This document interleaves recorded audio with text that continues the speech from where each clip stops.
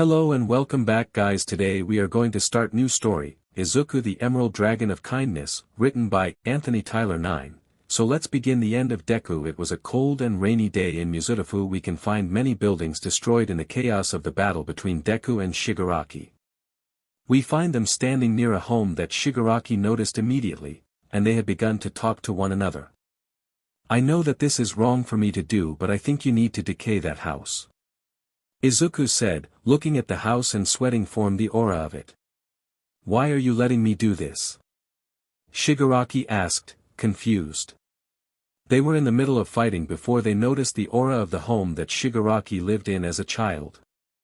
Because I believe that it will give you peace knowing that you finally destroyed that house you grew up in, Shigaraki. Also, I hope this makes it easier for me to turn you in. I want to save you, not kill you.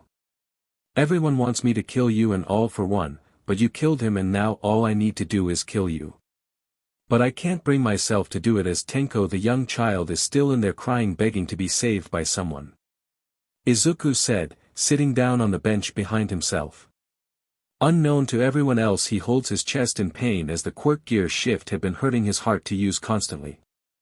He needed this breather if he was to continue to fight Shigaraki at full power. Well, aren't you quite the hero? Shigaraki said, walking up to the house and planting one hand on the walls of it. He stands there as a creepy smile makes its way across his face as it decays into ashes in front of himself. He then begins to think about Izuku's proposal. Turning himself in so they could properly help him recover and maybe save him from himself. Deku, do you think that I might be able to become a hero? If I somehow manage to turn over a new leaf? Shigaraki asked, trying to see if he could reclaim his dream from his childhood. I'm not going to lie, Shigaraki. Many people wouldn't want you to be a hero, but I personally think that if you could work on changing your ways, and be better than you were, you could become a hero. Deku said, staring into Shigaraki's eyes. Red eyes meet emerald, green eyes, and they stared at one another when Deku stood up and pulled quirk suppressant cuffs out and hands them to Shigaraki. Shigaraki stares at the cuffs and wills his quirk to suppress itself within the cuffs. Deku stares at him before stating some words of encouragement. I will try to make sure that you get out once you turn over your leaf and start anew. I will advocate for you becoming a hero, Tenko. I will make sure. Deku said, danger sense going off as he pushes Shigaraki out of the way as a laser beam comes flying towards them both as Deku takes the attack head on. Shigaraki looks up to find most of Class 1A standing on a building, having most likely heard everything Deku said, and Aoyama standing there with his quirk activated. Shigaraki looks to Deku's body and finds a hole going through it, then he looks down at his own and finds a similar hole in himself. Deku stands there shocked at what happened as Shigaraki falls to the ground bleeding out, and Deku turns around to find his classmates staring at him in anger as well as joy. Deku then uses the last of his strength to charge his quirk to his utmost limit. All Might, I'm sorry that I couldn't become the hero you wanted me to be. I'm sorry that I couldn't come home, Mom. Izuku thinks as he stares at his classmates and his quirk's power begins to overload his body to dangerous levels. You all think that you are the ones to kill me. I am the one who does this. One for all. 10,000,000% final explosion. BOOM. Video above is meant to represent Izuku exploding using his quirk to his maximum amount in order to destroy his body and Shigaraki's. The explosion that Deku creates is so large that it consumes all of Musutafu. As Izuku is inside the explosion, he watches as most of Class 1A escapes the blast radius as he says his goodbye to everything in this world. Goodbye, Mom, All Might, and yes, even you, Shigaraki. Izuku thinks to himself as he looks down to Shigaraki's burning form from the max output of One for All. I'm sorry that we couldn't become heroes in the future. I hope we both are reborn in another world where we are free to be ourselves without consequences. Izuku thinks as the explosion becomes too much for even his body to take. The explosion is then sent out a little further as it finally begins to wane over, and the blast radius is then reduced to nothing. The class members of 1A then run back to the epicenter of the blast zone and finds Deku still standing in the middle of it. Scared shitless, they move down into the crater and find out that his body is completely white. Izuku's eyes are completely white as well as his eyes moves to look at them. Uraraka stares into her friend's cold lifeless eyes as he speaks his final words. I thought I had real friends. Izuku said, before the wind picks up blowing his body away into the air as most of the class stares in disbelief. She begins to cry knowing that it was her plan all along to kill both users of the world's most dangerous quirks known to the world. Why are you crying, round face? Bakugo yells. He was my friend. How could I not cry? He thought that we weren't his real friends. Uraraka said, crying. He was a danger to us all. He could have gotten all of us killed. Shoto Todoroki called out. Why yeah, but what has he done to deserve our betrayal? He has only used his power to save people, that's it. Mina Ashido calls out. We just betrayed the only person that could stay by our side and let us vent all of our troubles to. Karo. Tsuyu said, a stray tear coming out as Tokoyami places his arm around her as tears were coming out of his eyes as well. Izuku had taught him that he needed to use his own strength instead of relying on Dark Shadow in the past in case his quirk wasn't useful to the situation. It seemed like Uraraka, Mina, and Tsuyu were the only ones who cared about Izuku as they cried over his death and words. He was truly alone in this world without any real friends, and that hurt the most to the three individuals, with Tokoyami being neutral. Meanwhile, the spirit of Izuku Midoriya was watching the scene play out as he found remorse in Uraraka, Tsuyu, Mina and Tokoyami, with some neutral characters staying out of it. He watches as those four cries over his death as his once best friend stomps on his ashes, laughing in joy and happiness. Soon the spirit of Izuku's soul moves on to another plane of life as his soul goes to be placed in the wheel of reincarnation. But someone notices his kind soul as well as his hurt in his heart and takes it to another universe to live again. The same is said about Shigaraki's soul. In the high school DxD universe, Great Red was watching the many other timelines of his universe as well as paying attention to the universe that was the sister to his. It had an Earth that had superpowers for 80% of the population, as well as watched as one of the only people in Japan without a superpower made his journey to become one of the best heroes out there until the betrayal of his allies and is killed by them. But oddly enough, he doesn't bear any ill will to any of them. He is truly at peace, as if he wanted to die the entire time. So, he gives his soul some peace as well as gives it a new body to serve as its vessel in order to live in his universe. He also takes the soul of his eternal enemy Shigaraki as he saw some good in the man and made him the opposite of Izuku. Izuku would become the dragon of kindness as compassion, while Shigaraki would become the dragon of destruction as well as fury. They would be twin dragons like the heavenly dragon twins Draig and Albion. But Great Red didn't think the duo would become as strong as those idiots of dragons. Those dragons may have had millions of years of wisdom as well as knowledge, but they were just mere meatheads that wanted the thrill of battle and found it in each other. Using his flesh, he made dragon bodies for the two boys entering this world, and placed their souls inside and teleported their dragon bodies in two eggs inside one of the female dragons in the dragon's territory that Tannen governs. Those two boys will become the antithesis of each other, one of kindness with compassion, and the other of fury and hate mixed in with destruction. Great Red said, flipping around the dimensional gap. With Izuku's mind, where am I? I thought I died. Was I reincarnated? What happened to Shigaraki? Did he survive and is destroying the world? Many thoughts were going through the young boy's mind as he couldn't see anything. It wasn't long after the fact that he could hear Shigaraki's thoughts. DMN it Deku, shut up. Shigaraki called out. Why, you're here too, Shigaraki? Izuku thought. I guess, what happened? All I remember was taking your offer of joining you and turning over a new leaf when you pushed me out of the way of a laser beam and taking it in the process. Then I died before feeling an explosion on my body. Shigaraki said. I see, do you know what is happening? Izuku asked, in his mind. No, I don't know, all I know is that not 5 minutes ago I heard your thoughts, and I wanted you to shut up. Shigaraki said. How much longer until they hatch? A loud voice called out from their little home. SHT. Did you hear that, Deku? Shigaraki asked. Why yeah. I am scared. Izuku said, inside his little home shivering. Soon they both noticed that once they shiver their home moves. They began to shiver more as the home begins to crack up above them, and soon some light enters their home, and they are introduced to new smells. What is going on with my smell? Izuku asked, mentally. I don't know, but the same is happening to me as well. Be careful. Shigaraki called out mentally.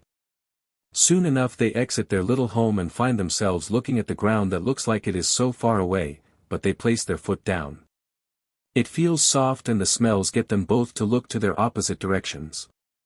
They do this and find themselves looking at each other. Deku. Why are you a dragon? Shigaraki called out scared. I don't know, but you are a dragon as well. Izuku replied scared. They hide behind their homes that now resembled eggs that they broke out of. Izuku, being the terrified little being he was, climbed back into his egg and placed the roof back on top of it and hid in there. Shigaraki on the other hand got used to his new surroundings and moved to the egg Izuku was currently hiding in. He sits down next to it and waits for someone to come back to the home that he was looking at. He finds Izuku poking his adorable dragon head out of the egg, trying to find enemies that want to kill him and or beat him to high hell. Deku, you are too adorable as a baby dragon. Shigaraki said, climbing on the egg and pulling the little bean out. Izuku hits the floor with a thump, and scrambles to his feet before looking at his surroundings. But the thump he made caused whoever was in the house to come over and find out what was going on. They heard the loud thumping in the cave and moved behind a rock to find a giant dragon moving about and seemingly looking at the eggs before sticking their nose in the air to sniff. Oh. Are we playing hide and seek already? The weird motherly voice called out huskily. The dragon moved to their location and moved the rocks around and found Izuku hiding behind Shigaraki. Izuku's dragon form was a 6-foot-tall dragon that had brown horns coming out of his head that were small right now, and his whole body was emerald green in color. His eye color was the most alluring of him.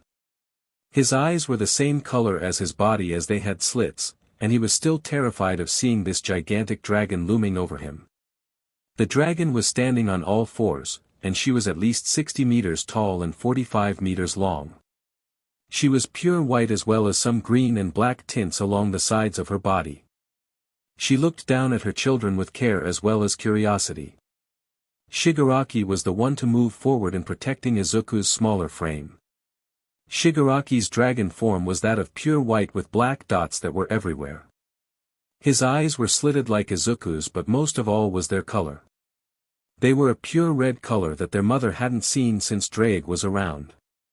Shigaraki was then seen as being at least 20 feet tall as well as having a 10-foot length, as he was covering Izuku like he was the older sibling. It seems like you're protecting your little brother. I have high hopes for you. The mother said. Izuku stared at her in wonder, as well as being the curious little being he was. He moved over to the female dragon before looking up at her. She stared down at Izuku with love he missed from his own mother. She then reached down with her head and nuzzled his own head. A mother's love was what they both missed, as Shigaraki moved closer as well to rub his own head on her as well. Soon they hear stomps coming into the cave and see a giant purple dragon standing on his hind legs looking at them both intently. Well. It seems like your children have finally been born. My name is Tanin. I am the Blaze Meteor Dragon. Tanin called out. Izuku, being afraid of the noise, hides behind his mother as she looks at him fondly, with Shigaraki looking at him in anger. Looks like I made a mistake in surprising you, little one. I am terribly sorry for scaring you. Tanin said, looking at Izuku and Shigaraki. What should I name them? The mother dragon asked. Izuku. Izuku said, causing both dragons to look at him. Mine will be Tenko or Shigaraki. Shigaraki said, proudly puffing his chest out. Tanin then lets out a guffaw that scared the ever-living daylights out of Izuku as he hides on his mother's back. Tanin. You're scaring the little one. The mother said. Sorry Petunia. I was just laughing at Shigaraki's guts. You will need to bring your strength up in order to beat me, little one. Tannen told Shigaraki. I take that as a challenge. Shigaraki called out, pointing his scaly finger at him. Izuku was just becoming more and more scared by the second. First he is reincarnated as a dragon, now he has a dragon mother, and seemingly a dragon father that is actually here this time.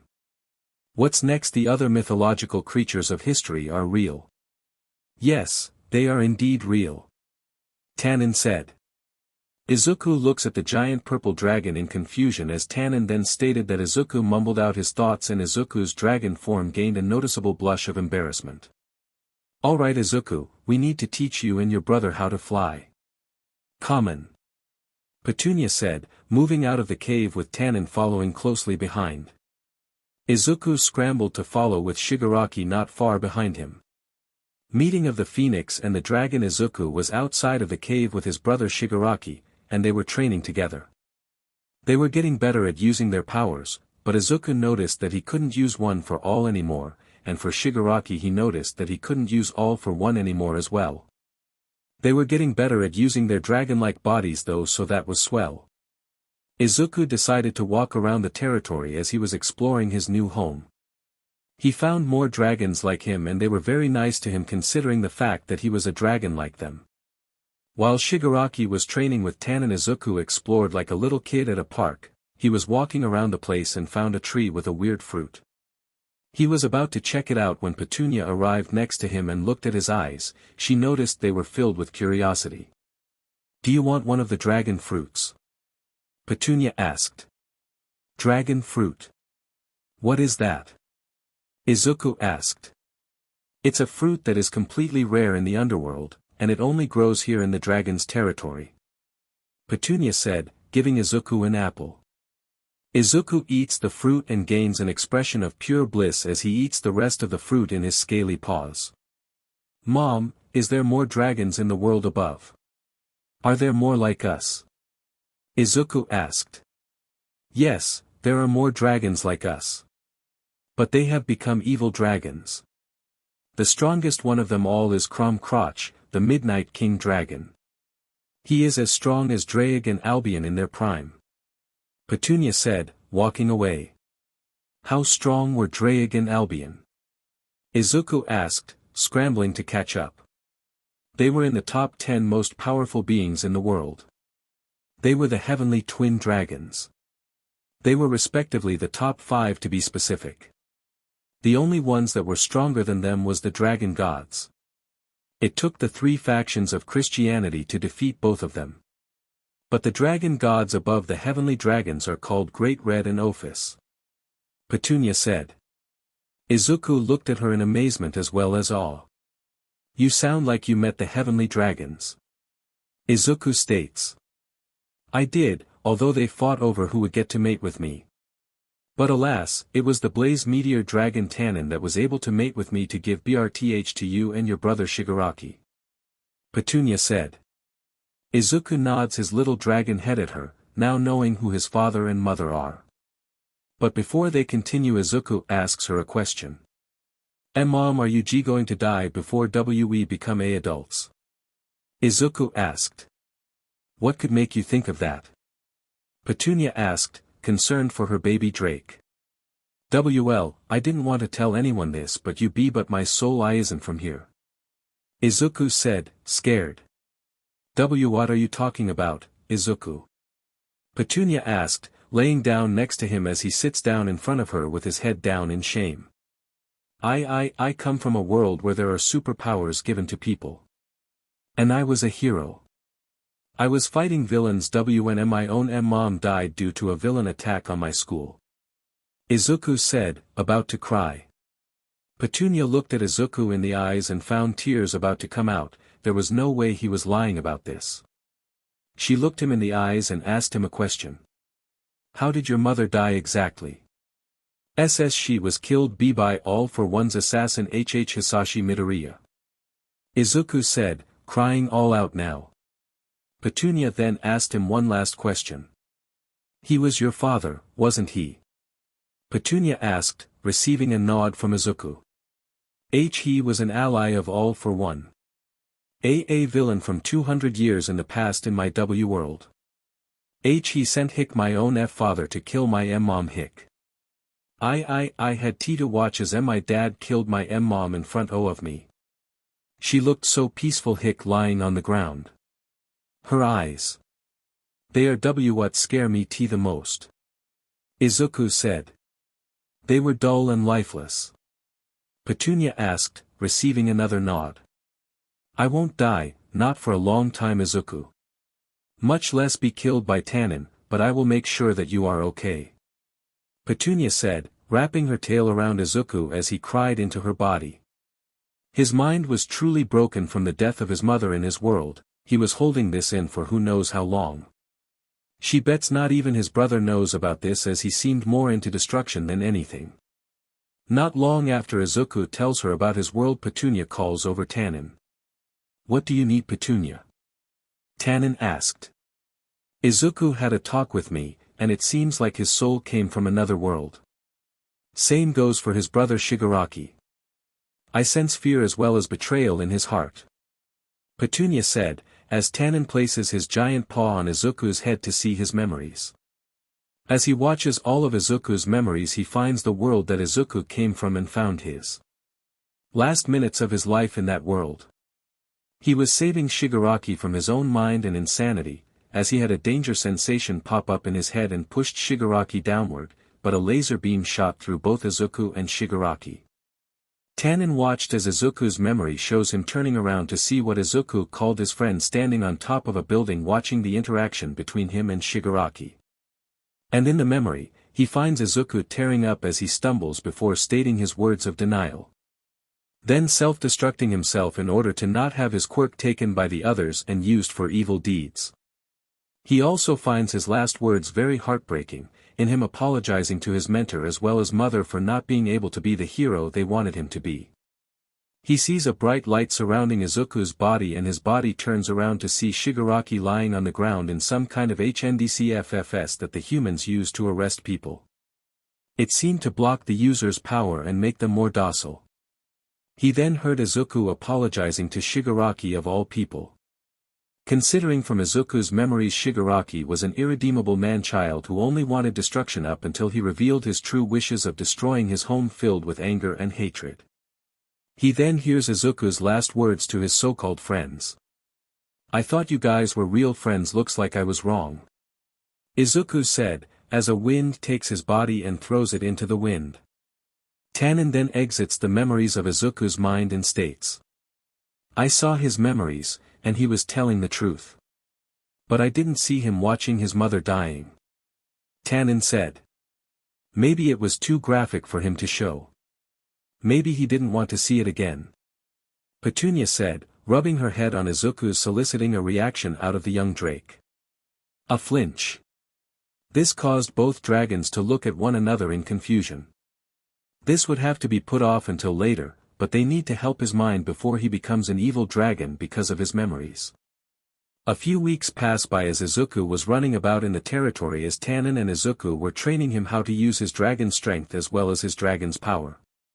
Compared to any other dragon his compassion as well as kindness was unmatched by any other dragon. He was an enigma in the dragon community. Dragons were prideful creatures that fought for fun, but Izuku only trained to become strong enough to defend himself as well as those he would love. He never fought for the fun of it, he fought to defend others. One day Izuku was exploring the woods as he finds a bunch of demons trying to attack a young girl with drill-like frills for hair. She was blonde as well as short, she wore a pink dress with frills near her legs and she looked to be his age. We are going to be eating good tonight, boys. One of the demons called out, attacking the girl. She launches multiple fireballs at them, causing them to scream in pain and launch multiple red blades at her legs. Once they get lodged into her legs she falls to the ground and backs up to a tree as one of the demons gets a better idea. Hey, how about we her? She can't have children yet, so it will be fun. Another demon said. But before any of them could get any closer to the girl Izuku's dragon form appeared behind them with an angered look towards them. One of the demons noticed a presence behind himself and turned around only to see a long snout in front of himself. Looking up towards the eyes, he found emerald eyes staring into his deep blue, before getting eaten alive by the dragon. Aaeaweawa. The demon screams, before a gulp is heard. The other demons turn around now, and they see a 15-meter-long dragon that was 10 meters long, and he was said.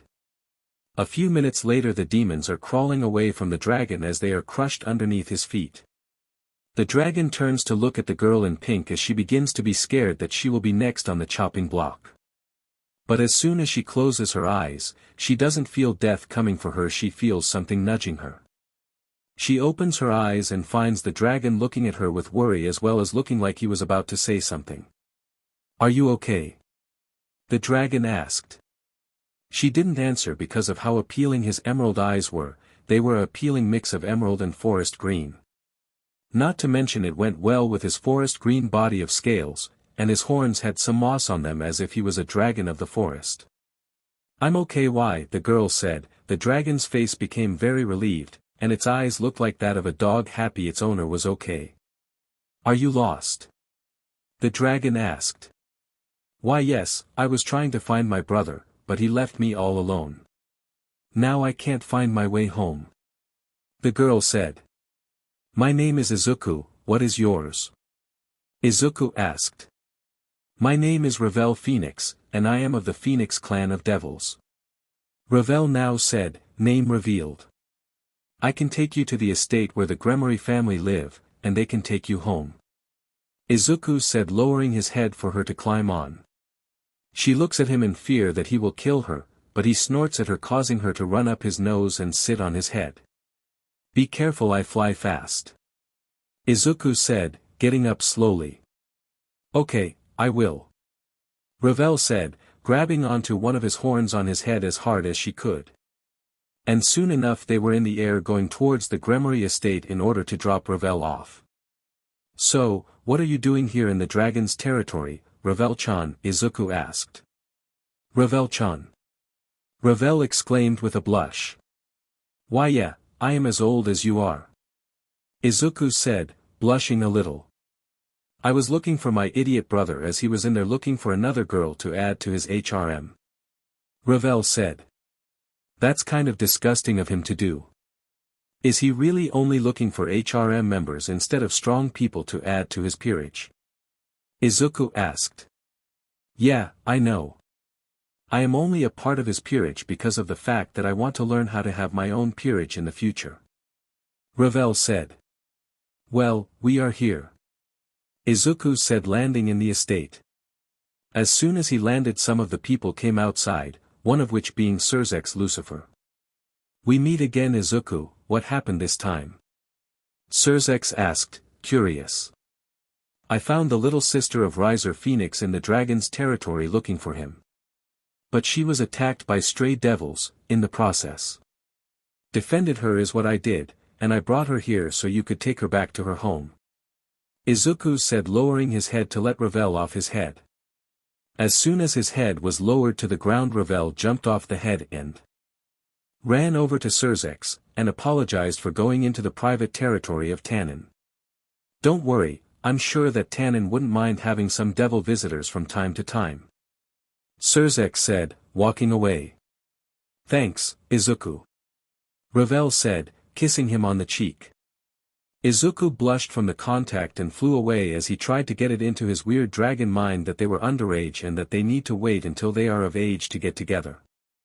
Izuku's ranking in terms of power in the world: Izuku the Dragon of Compassion and Kindness, rank 1002 of most powerful beings in the world. Shigaraki Dragon of Destruction and Rage, rank 1000 of the most powerful beings in the world. Reunited with Sona Citri. Izuku was seen running around the Gremory estate with two little girls as they were running from a woman with silver hair and a maid uniform. "Lady Gremory. Lady Citri. Stop running right this instant. I need to give you both a bath. I can't have you both sullying your images by being dirty. Never, Graphia. I want to play with Izuku-an. Same here, Graphia. I apologize for the inconvenience, but I wish to play with our dragon friend. Graphia, I swear, you both are getting on my nerves half the time with your antics. Sigh Izuku-sama, could you please let me give them a bath with you nearby or with them? Izuku, sure thing. I don't mind. I would never leave my best friends alone like that. That would go against my ideal of staying loyal to my friends no matter what happens. Graphia, well, you all will be able to play inside the manor when your bath is done. With that said, the four then enter the Gremory home and head over to the bathroom in order to cleanse themselves of the dirt and grime they accumulated from playing outside in the garden.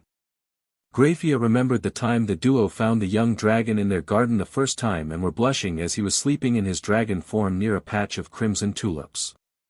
It always calmed her heart that Izuku thought of the duo as his best friends as well as older siblings, as they were older than him by 2 years. After their bath they ran through the home as Surzex walked into the hallway and watched with a small smile on his face. Surzex, I never thought that Izuku would befriend Rias and Sona so fast after their first introduction. He must be a really behaved dragon to be able to be tamed by them so fast.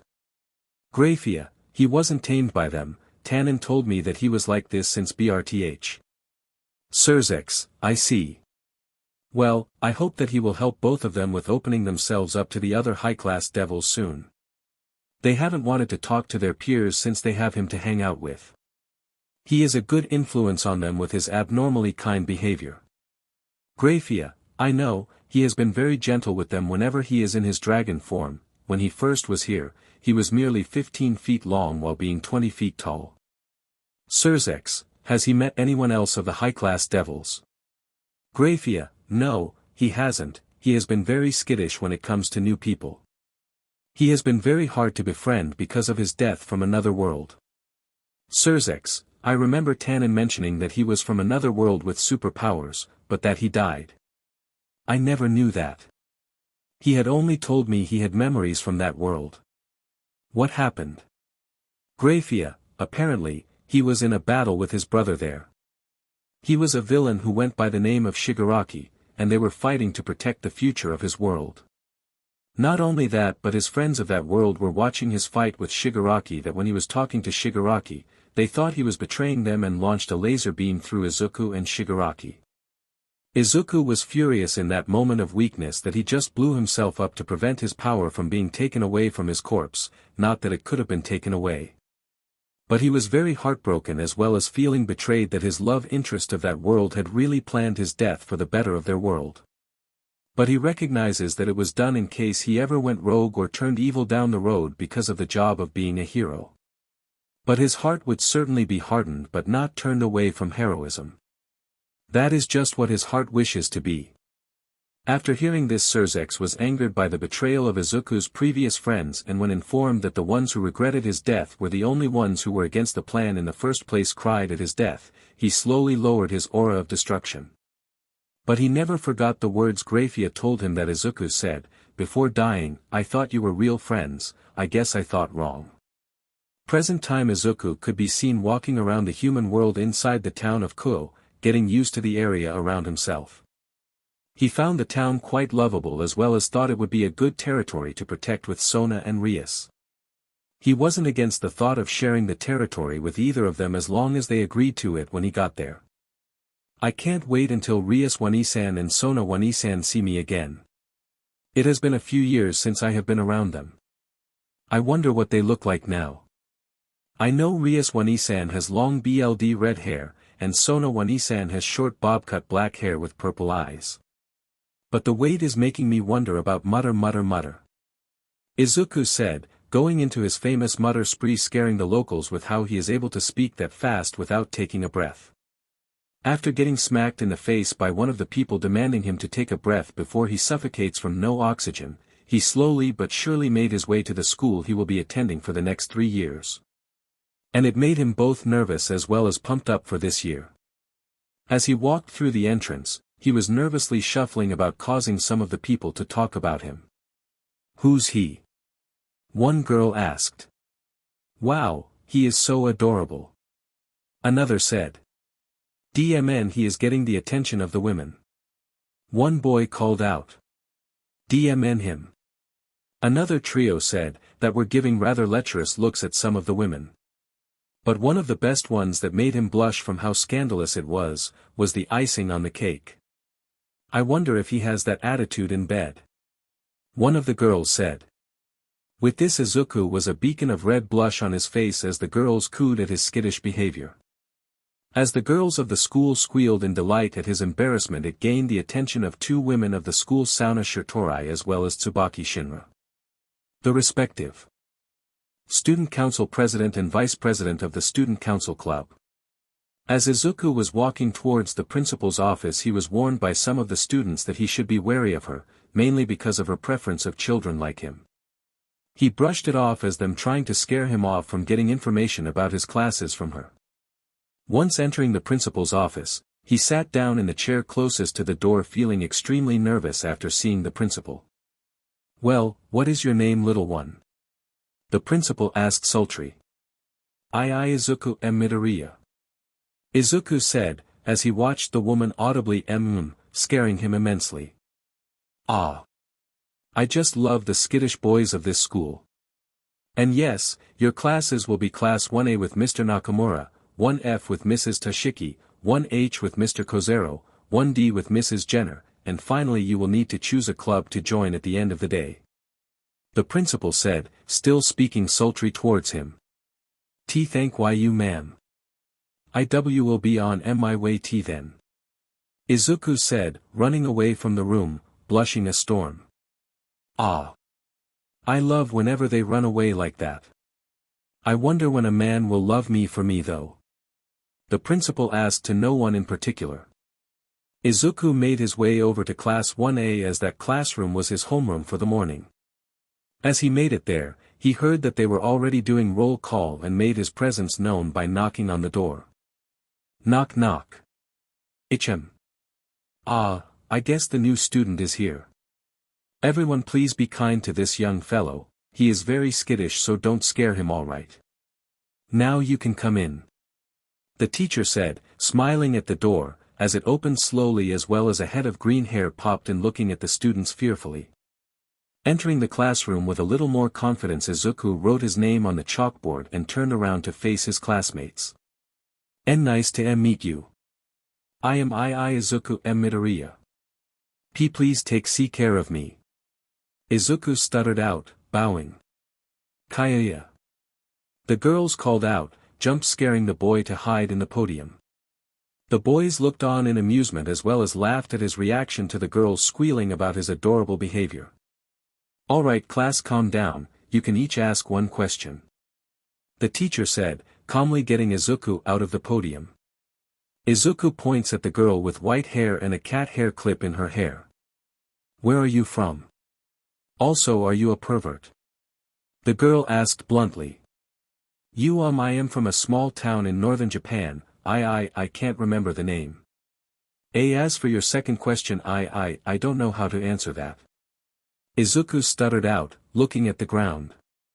He remembered going out on a date with Uraraka, and it turned out that they had went nearly all the way had it not been for his mother entering his room to find him with a condom on and nearly entering her.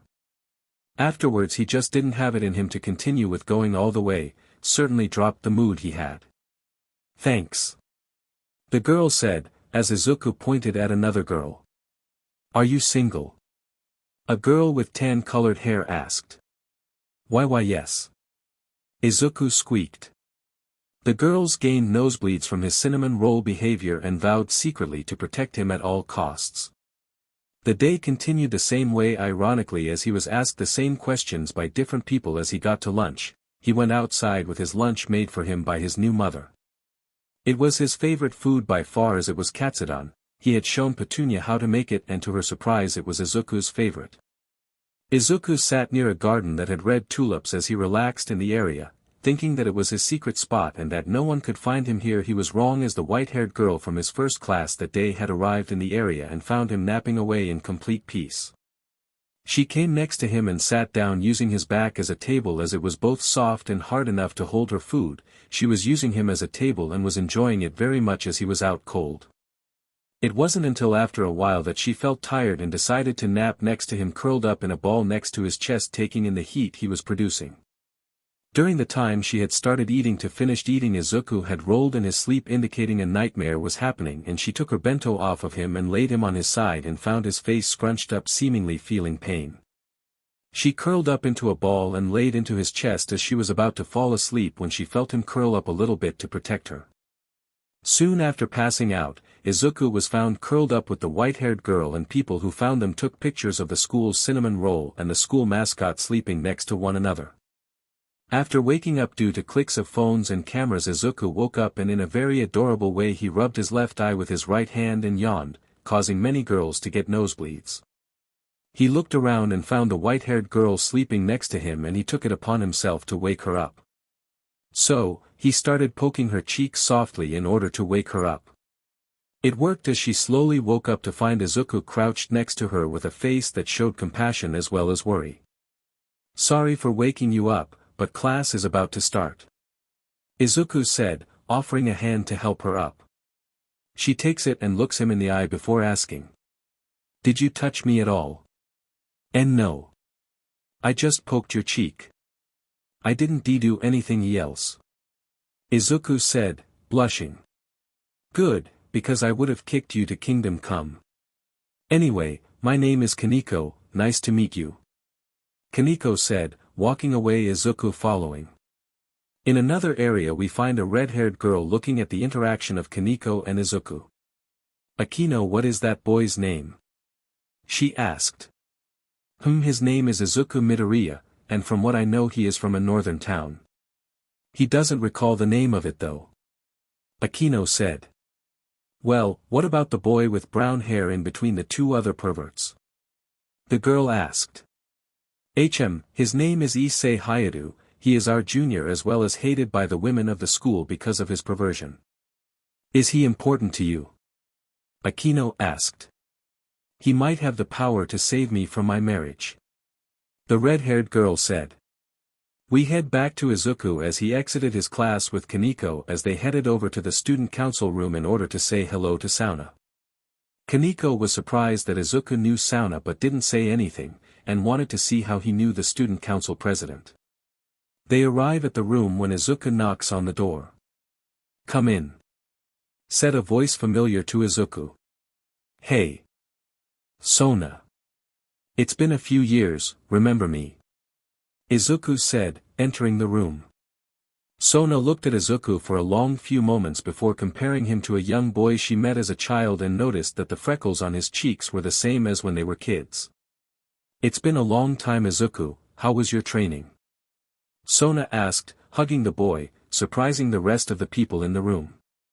Her peers were looking at her as if she grew a second head as Kaneko was watching the whole thing as if she didn't care, but her eyes were surprised.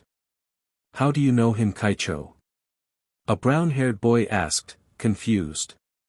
"Izuku, introduce yourself to my peerage and Kaneko," Sona said. "My name is Izuku, and I am the son of Dragon King Tannen as well as his wife Petunia's son. I am a dragon that is as strong as most high-class devils." Izuku finished with a smile. "Why, you're as strong as Kaicho?" the brown-haired boy from a moment before exclaimed. "Not exactly as strong, stronger," Izuku said, proudly, his dragon's pride getting shown on full display. "Don't get cocky, Izuku, you still haven't beaten me at chess yet," Sona said. "Hey, I am still learning," Izuku pouted. "This boy is a dragon?" the boy asked. "Yes, what is your name?" Izuku asked. "Sorry for not introducing myself. My name is Saji Genshiro, nice to meet you, Izuku," the now-named Saji exclaimed. Izuku shook his hand, and he noticed the draconic aura surrounding him as he mumbled, "Vritra. You know who my sacred gear is from?" Saji asked, incredulously. "I knew him from my dad, he had fought the guy many times.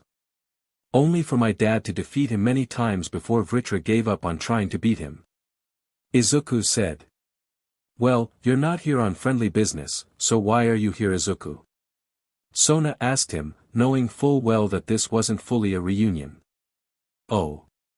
Serafal didn't tell you?" Izuku asked. "What are you talking about?" Sona asked, curious. Your sister, Ria's brother, and my dad said that with your permission I could share your territory of Kuo Town. Reunion with Ria's grandmother Izuku was walking to the school with Kaneko as they had gotten close the day prior. He was loving her company as he could tell that she was similar to a cat in terms of smell and presence. Meanwhile Kaneko was trying to decide whether or not Izuku was a threat, but as she kept sensing his power as well as energy, she kept only finding a compassionate energy as well as presence. Then she felt something on her head as she looked up and found Izuku petting her head softly as he was looking at her with a sad smile. Hey, are you okay Kaneko-chan? Izuku asked. I'm fine, but could you stop petting me like a cat? Kaneko asked bluntly. Oh. Sorry about that, your presence reminds me of a cat. Izuku said, looking away blushing not noticing Kaneko looking at him in fear. Well, we better get going. We don't want to be late. Izuku said, walking faster to the school. I better tell Bucho about him. Kaneko thinks to herself. Time skip Izuku and Kaneko make it through the school gates as they enter the school courtyard, they are met with the sound of 3 boys screaming for help. Izuku looks in their direction and walks over to them as he was genuinely curious about their antics and wanted to make sure that they are safe. Call him an idiot, but he still has the mind of a hero still in his head to defend others no matter who they are. I think we lost them. One of the boys said. I can't believe I got to see Murayama's melons. Another said. I prefer to watch Kate's as well as the other girls that have little to no melons, but their buttes were appealing. The third one said. Izuku arrived to hear the last of that and moved behind them and erased his presence, and the only one who noticed his erased presence was the one who seemed to be the leader of the trio as he turned around to face Izuku. Hey there. Izuku said, hearing the girls and some boys throwing insults at the boy and their trio. Don't go over to them Izuku. They're the perverted trio. They'll infect you with their perversion. They all said. So, what are your names? Izuku asked, curious. My name is Issei. This is Motohama with the bald head and Matsuda is the one with the glasses. Issei said, staring at Izuku. Oh, well could you keep your perversion in check at least a little bit Issei? I don't want you guys to get kicked out of the school for it. Izuku asked, genuinely worried. Why are you asking us this? Issei asked, curious. Well, I want to make sure that you can at least have a future where you can actually not be looked like a lustful monster that people have to hide from. Izuku said, looking away scratching his cheek. Issei nodded his head as if understanding him, and he looked to his friends, and they just shook their heads as if not wanting to stop. I guess I can try to lower my perversion for the girls, but I can't say the same for the brothers, Issei said, surprisingly chill. Well, that's all Issei, you should watch your back. They may be your friends now but eventually some friends will betray you. I know this because it happened to me. Izuku said, trying to bring Issei from his path of lust as well as perversion. Issei nodded his head as Izuku walked away from him and the other people looked at him as if Issei grew a second head. Did Issei Hayadu just say that he will try to stop being an open pervert? One of the girls asked. I don't trust them, he could still do it. Another said, leery. Izuku could be seen sleeping in the garden patch again as he had finished his lunch again alone. He was having a dream about his past life as Izuku Midoriya, otherwise known as the hero hopeful Deku. He was in the middle of fighting his old enemy Shigaraki and they were blowing up buildings as well as landing blows that were lethal to the other. They reached the home that belonged to Izuku when another person showed up at the location all for one. He had arrived stating that he killed his friends as well as teachers and higher-ranked heroes in order to come here. But before he could continue Izuku flew towards the man using float from Nana Shimura and used black WHP to attack the man without letting him get a chance to think. The man had some kind of energy coming off him as it was similar to Eri-chan's quirk of rewind.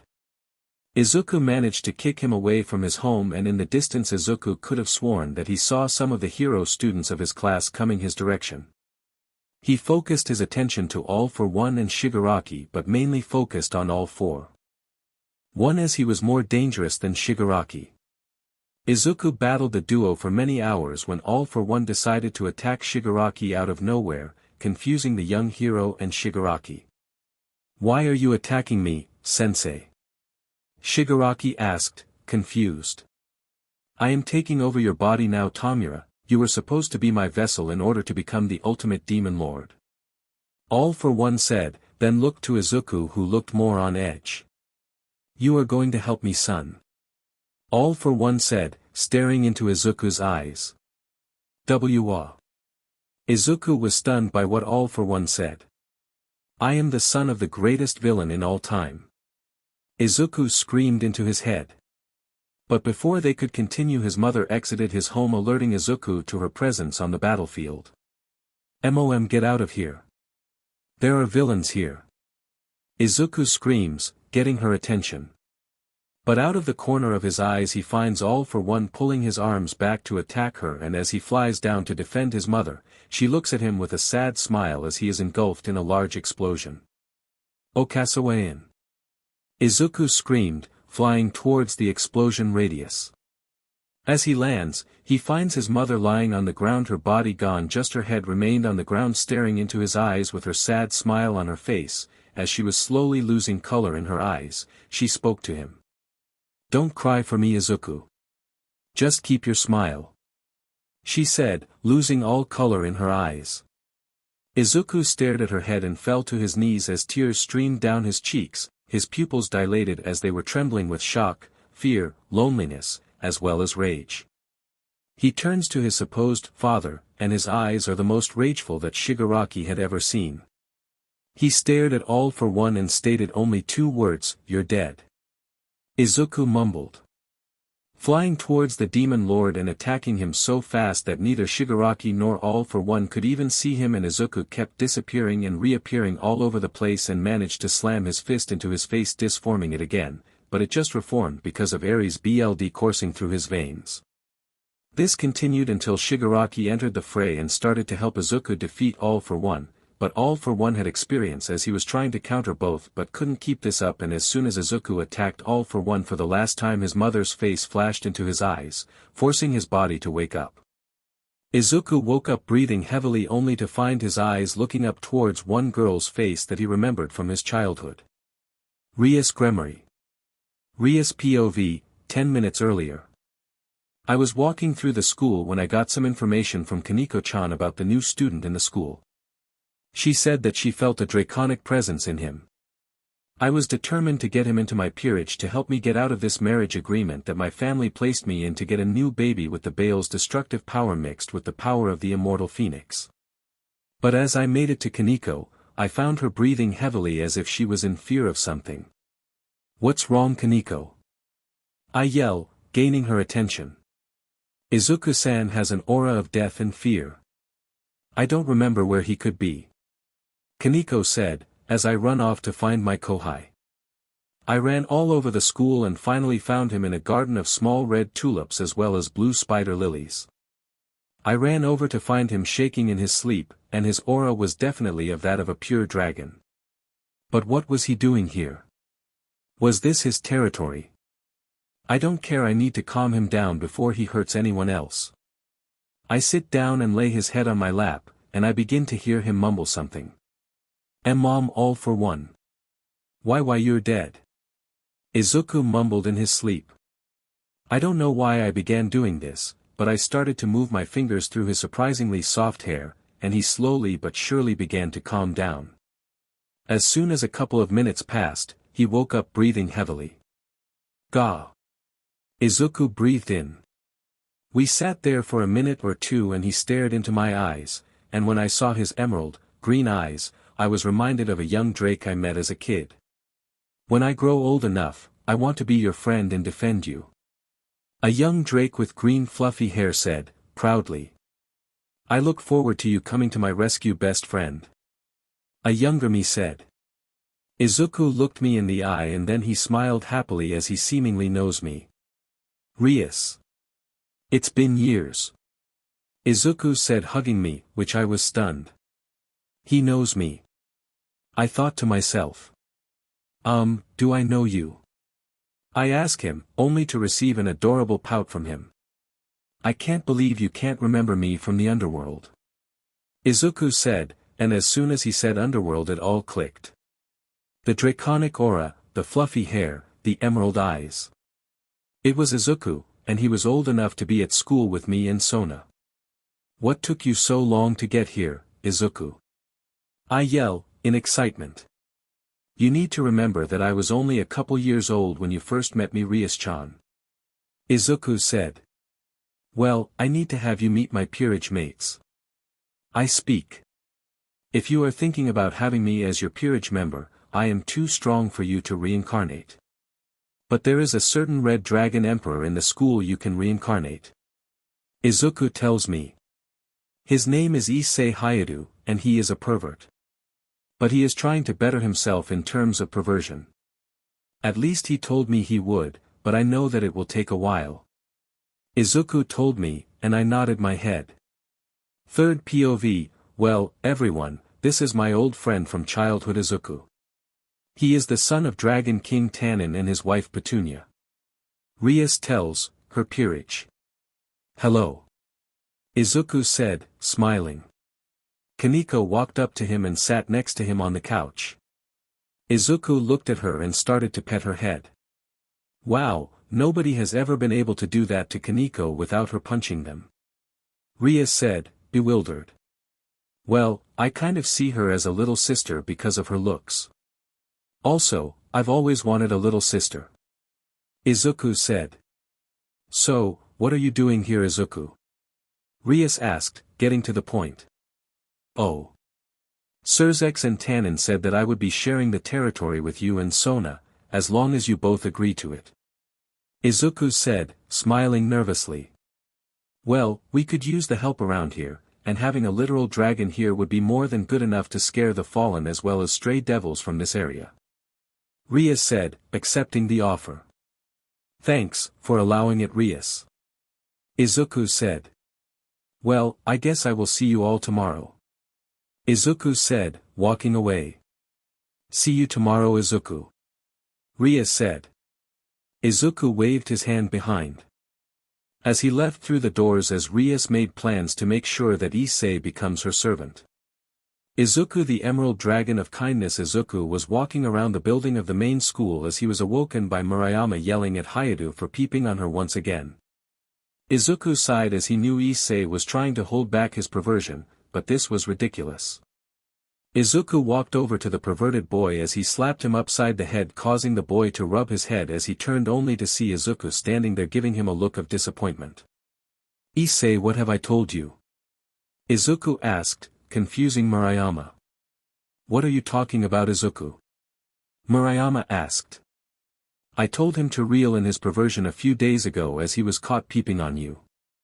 But it seems like he can't keep his eyes off of the other girls. Izuku said, sadly. I am sorry, Izuku. I will try harder tomorrow. Issei said, walking away feeling guilty. So, Murayama, would you show me around the school today? Izuku asked, blushing. Sure, Izuku. I would love to. Murayama said, trying to wrap her head over Izuku, trying to beat the pervert out of Issei. They would walk all around the school with Murayama telling him about how the school works as well as making sure that she doesn't lose him as he looked at the people in the school with a faraway look in his eyes. Are you okay, Izuku? Murayama asked, concerned. Just remembering the memories I've had from my childhood. I've never had any friends growing up. Everyone always bullied me because of something I couldn't control. Izuku said, looking at the sky in remembrance. 15 years ago, in MHA Universe flashback, I have always wanted to be a hero, but everyone had just left me behind and wished for my death. Izuku said, as he walked around a path that led to him meeting All Might. For everything that I have done I need to be there to show that I am still here. All Might says, looking to Sir Night Eye. I always wanted to be acknowledged by someone that could just believe in me so I could continue this dream of being a hero without a quirk. But there were more people telling me to just give up and try to live a normal life. But I couldn't. No person would want a quirkless person as one of their employees. But even then, there was no way to be recognized by anyone, as they would always underestimate my ability to analyze quirks of others. If there was anyone who could tell me this, it would be you, All Might. Do you think that I could become a hero while just analyzing quirks as well as being quirkless? Izuku asked All Might. Without power. If it should be up to me, I would say that you should shoot for the stars. But since I have this injury on myself, I would have to say that I couldn't bear to live with myself if I told someone with no power to go out and fight a villain that I couldn't. It would make me feel guilty as well as feel horrible for sending someone like you to take on a villain without a quirk. So, to answer your question, young man. No. I would think not. All Might said, walking towards a door. Oh, okay. Izuku said, looking at the floor, tears coming from his eyes. It's alright to dream, kid, just make sure that it is achievable and not impossible. I hope to see you rooting for me in the future. All Might said, walking away. Flashback over, we find Izuku staring at Murayama with a stray tear in his eye as he tells her about the world he came from. She had stood there listening to his story from his past, of how his story as a hero in that world had began in that one moment. Did you manage to become a hero? Murayama asked. I became what was known as a provisional hero, a hero that fights when other heroes give the permission to use our quirks. But no, I wasn't a hero in my world. I was relied on because of the power I held from my MSTR in that world one for all. I had gained the power of the number one hero of that world because of the fact that I impressed him with my selfless attitude. Izuku said, tears now coming out in bulk as he absently wiped them away. Wow, how did you come here then? Murayama asked. I was reborn as a creature that was once thought to be extinct or mythical. I was reborn as a dragon, and when reborn into this world I was scared and frightened of everything, as I thought the world around me was going to do the same thing to me back in my old world. I even came here with a man who was very wrong in what he did.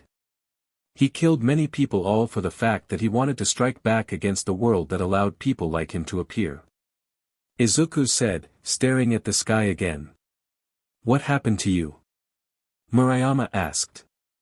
I died, before I could even become a fully fledged hero. Because my old friends from that world turned on me.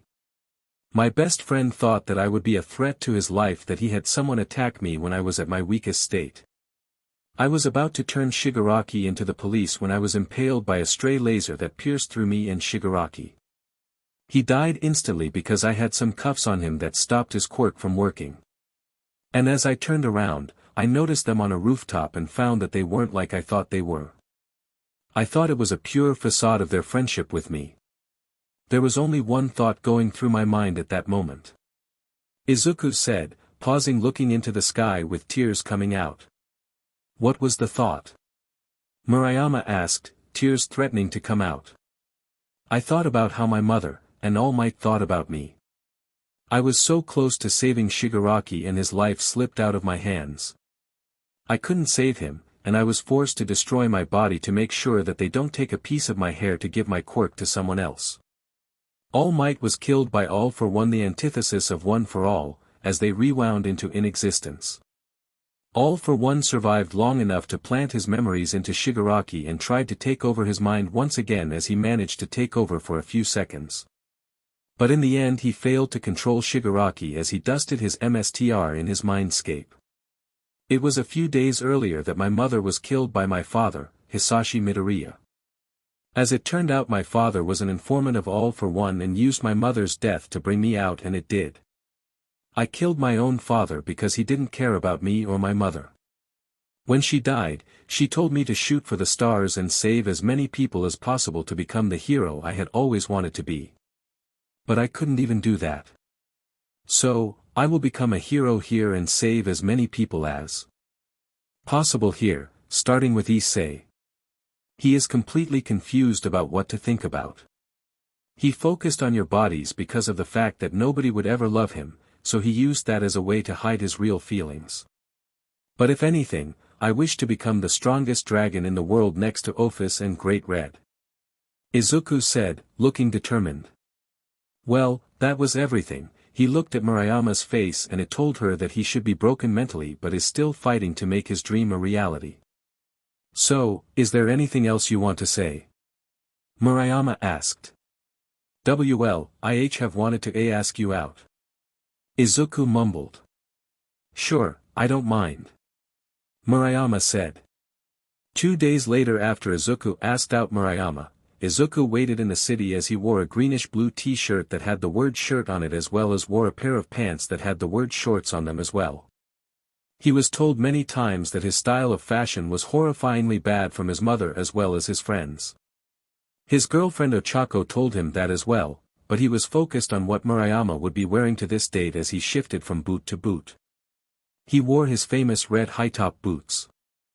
As he waited for Murayama, he noticed that everyone was watching him and laughing at his fashion sense. Izuku chuckled at them laughing at his style, but he knows that the clothes he wears are incredibly rare in this world. But before he could delve into more of his thoughts, he found Murayama running to him in a yellowish-red sundress with brown boots with her cleavage showing as his face became red as he looked away. Sorry for the wait. I tried to wear something good, and my chest was too big. Murayama apologized. Well, it's fine, really. Let's begin the date. Izuku said, grabbing her arm with his. They walked all around the city eating food at the food court in the mall, getting some clothes for Murayama as she had told him that she wanted some new clothes, as well as watching a new movie called Murdoch from Hell. It was a really funny movie as it had many jump scares that caused both teens to jump into the other arms as they screeched quietly, from fear. It was nearing the end of the date as Izuku and Murayama walked into the park as they noticed someone that was very strangely not supposed to be there. 5 hours earlier Issei POV I was walking with Yuma as we entered a store and I made sure to get her a gift. It was a small hair tie that wrapped around her wrist.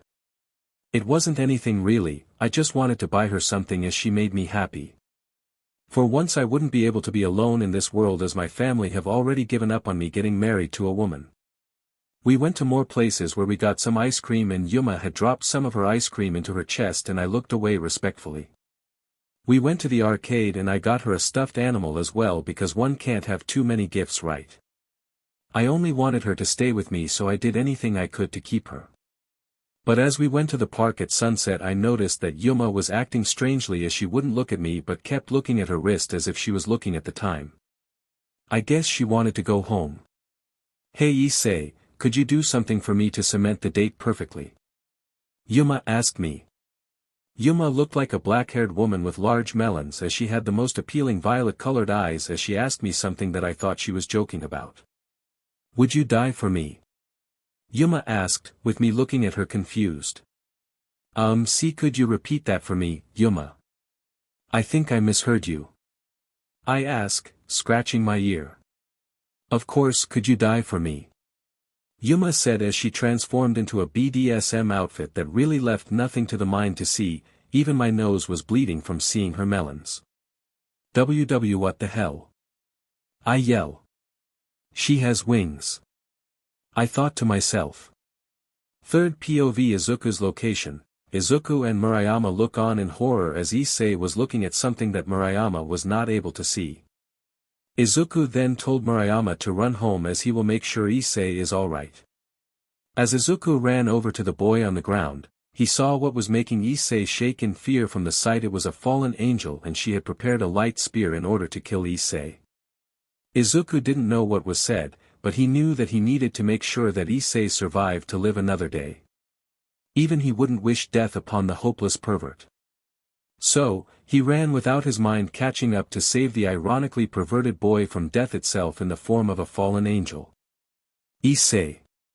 I will save you. Previously on Izuku the Emerald Dragon of Kindness and Compassion Izuku was walking towards a park with Murayama as his date with her was nearing its end, and they noticed that Issei is in the same park as they were heading over to. Izuku tells Murayama to leave the area as soon as possible, and heads over to save Issei from being killed by the fallen angel Rainier. Izuku was nearing the center of the park when he hears Rainier ask Issei a question. Issei, would you die for me? She asked condescendingly. Ha. I am sorry Yuma, could you repeat that please?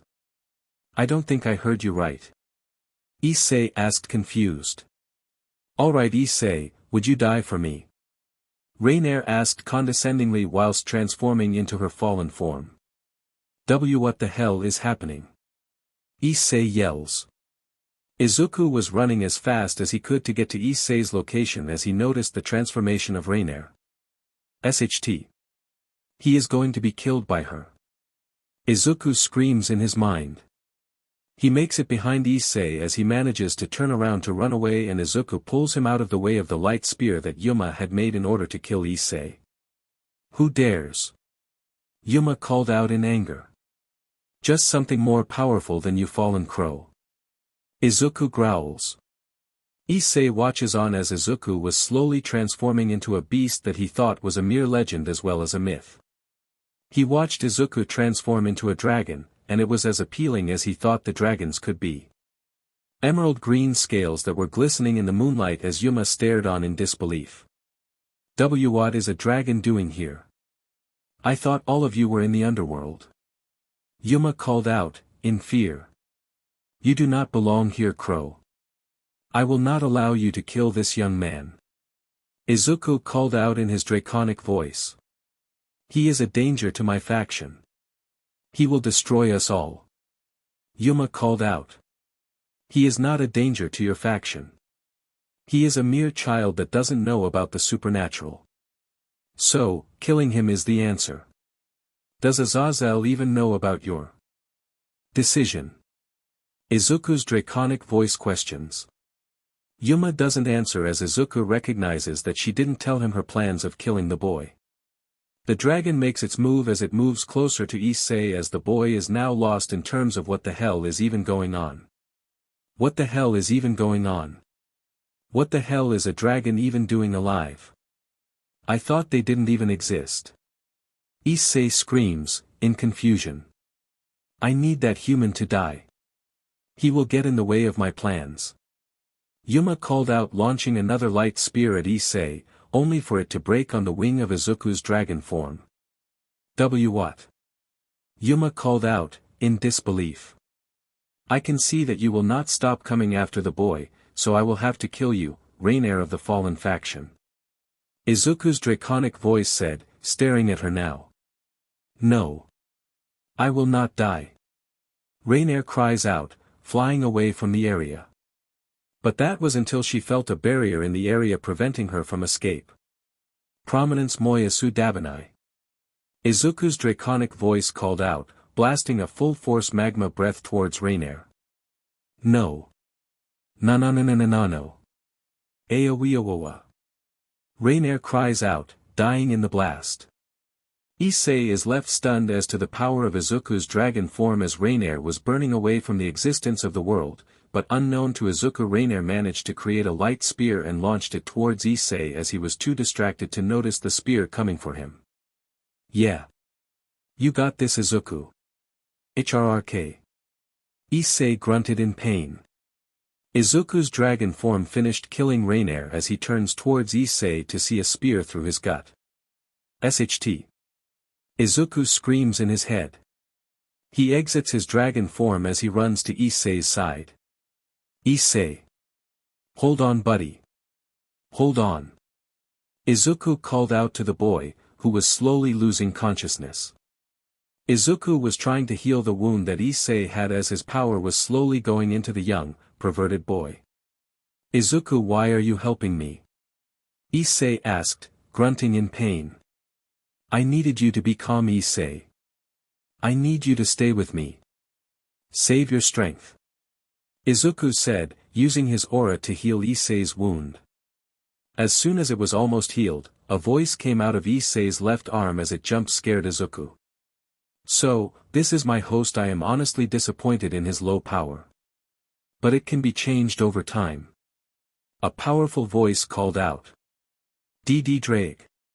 Izuku asked, in fear as well as awe. I see someone remembers me. I am glad I wasn't reincarnated as a devil this time.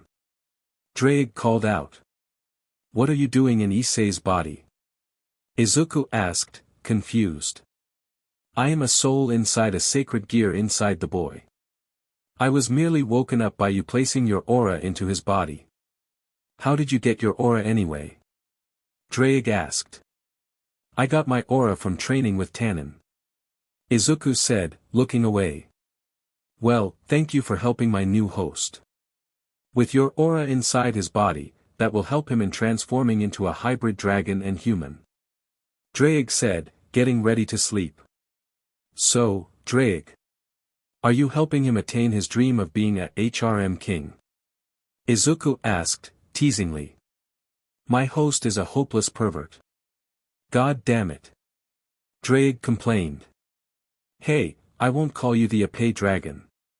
Izuku said, looking at the gear teasingly. The only thing he got from the dragon gear was a groan as he went to sleep after using some of the energy gained from Izuku and transforming Issei into a hybrid dragon, only being 50% dragon 50% human. Izuku brought Issei back to his home as he knocked on the door. Oh. What happened to Ise?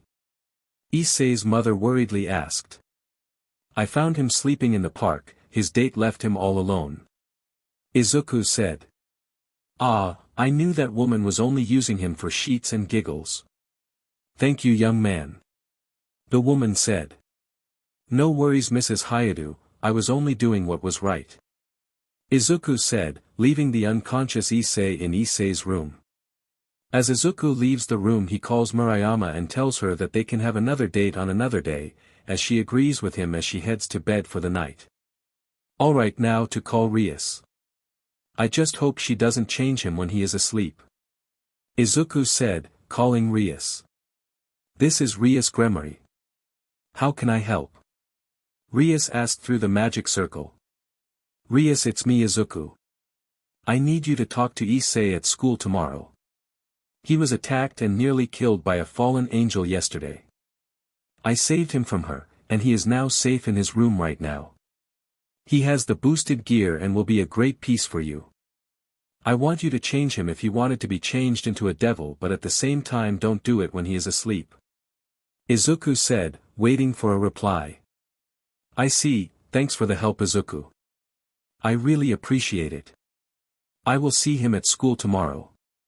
I assume you will help train him to be strong. Rias asked. I will, that is if he wants to train. Izuku said, earning a hum from Rias.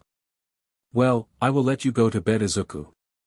I will deal with this generation's Sekirudii. Rias said, ending the call. I saved Issei, but at the same time he couldn't keep his humanity in the end. He still has 50% human BLD inside himself, but that will be changed if he accepts Ria's proposal to become a part of her peerage. I hope she allows him some time to become one instead of forcing it upon him. It should be his choice, and his choice alone if he wishes to be reincarnated as a devil. Izuku thinks to himself as he heads to his home. As he walks through the night, he finds Kaneko walking from a store with a lot of snacks. She really loves eating those snacks, doesn't she? Izuku asked himself. Chuckling to himself, he heads home in order to get some rest and head to school in the morning to see how this works. 8 hours later, 7 a.m., Izuku was walking towards the school when he runs into Murayama. Hey Izuku, how are you today? Murayama asked. I am fine, did you make it home safely? Izuku replied. I did, so how did it go with Hayadu? Murayama asked, curiously. He was stood up on his date and was really in the dumps of his mood. I told him that there was plenty of fish in the sea for him as he merely passed out from being stood up. I feel bad for him. Izuku said, lying to Murayama. She nods her head as she noticed Izuku was lying and was basically telling her to drop the subject. They enter the school with their arms linked and Murayama headed to the kendo club room in order to get her training up for the day. As she was moving away, she knew that Izuku was a sort of closet pervert as she swayed her but for him to stare at. As she felt his stare on her, she knew her plan worked. She knew that he loved her completely, but she wanted to give him a little treat to look at as she walked away. With Izuku he didn't know what to say, as he watched Murayama walk away with a sway in her hips catching his eye. Realizing what he was doing, he was shaking his head in embarrassment as he never did that to anyone before. I really am a closet pervert. Izuku thought to himself. Unknowingly mumbling it just out of earshot of most of the students present in the courtyard. Sona made her way over to Izuku as she asked him of what happened the night prior, as she sensed his draconic presence in the city, as he merely told her about Issei's date with a fallen angel and that she nearly killed him last night, to which he saved Issei from death. Sona nodded her head before heading off to find something else to do instead of messing with the draconic boy, who was still going through his moment of clarity. I need to get back at her. Izuku thought, entering the school for another long day of learning. Issei's bloodline, Issei's a devil. 5 hours earlier, Issei woke up that morning in his bed as he was completely confused about what had happened last night. All he remembered was the fact that he was on a date with Yuma Amano, and he stopped at the fountain in the park, and then everything is blank. He does remember Izuku arriving to the park as well, but nothing else out of the ordinary, other than Izuku being at the park with Murayama. Issei was getting out of his bed when he noticed something coming out of his head, and as he reached for them, he noticed that they were horns coming out of his head. Needless to say, he was panicking and was running around the room only to see his mother in the room staring at his head as his horns were there for her to see. Issei. What are you doing wearing horns on your head? Miki Hayadu asked, concerned. I don't know. I woke up with them there this morning. I can't get them off. Issei said, trying to take them off and groaning in pain when he did. Don't take them off, dear.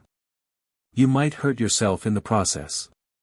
Miki Hayadu said, stopping her son from hurting himself.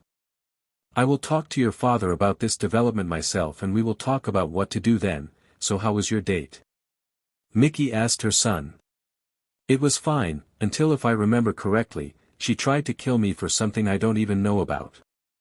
Issei said, confused. What did she say? Miki asked.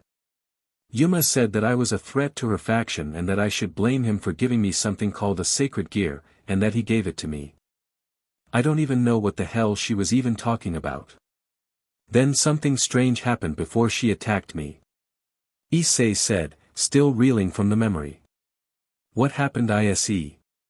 Miki asked. Izuku, the new boy at school, transformed into a dragon, and he had killed the woman after she transformed into a weird fallen angel like from the Bible.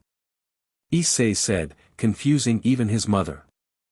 I think you've watched too much porn, dear. Miki said, thinking her son was crazy.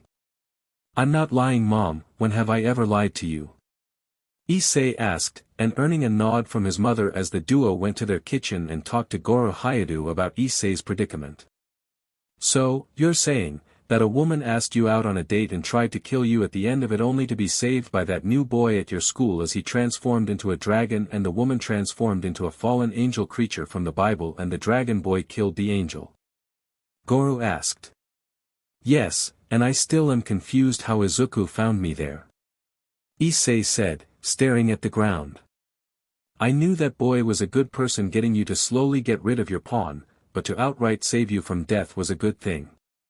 Goro said. What do you mean? You believe me? Issei asked. Son, I have been informed of the supernatural because of the fact that I am a devil. Goro said, revealing his wings. What does this mean, Dad? Issei asked. Well, I am a part of the 72 pillars of the Devil Society who were wiped out in the Great War between the three factions of heaven, Grigori, as well as the underworld. Goro said, calmly, as if he knew this would happen. So, am I a devil too? Issei asked. Yes, I just took your presence away so that nobody would even know that you existed in Devil Society. I know how they deal with half-human half-devil children, as they are discriminated against highly. Goro said. Well, which devil house do we belong to? Issei asked, his mother having passed out from information 6 minutes ago. It's in our last name, kid. Hayadu was the name of my clan when I took it over from my father, Joseph Hayadu. He died in the war forcing me to escape the underworld with my life and stayed here, and the reason that you're here alive now is because of the fact that devils don't have very good reproductive systems, which makes it harder to procreate. But since you have human blood in you, you can have a woman bear a child much easier. Not to mention I can sense a draconic aura inside you, meaning you have a draconic sacred gear. Goro said, surprising his son. What is a sacred gear though? Issei asked, confused. A sacred gear is a powerful tool weapon gifted to humans as a form of protection from the factions as well as other supernatural species out there that will wish to have you on their side in order to gain a loyal outsider as an ally. Goro said, sipping his coffee. Well, thanks for the information. I will head to school today. I need to let this all settle in my mind. Issei said. I will let your presence be known to the world when you get home tonight. Goro said, as Issei walked out the door. 15 minutes later, third POV. Issei walked to school, and as he was walking, he was trying to figure out why his father never told him about this information until now.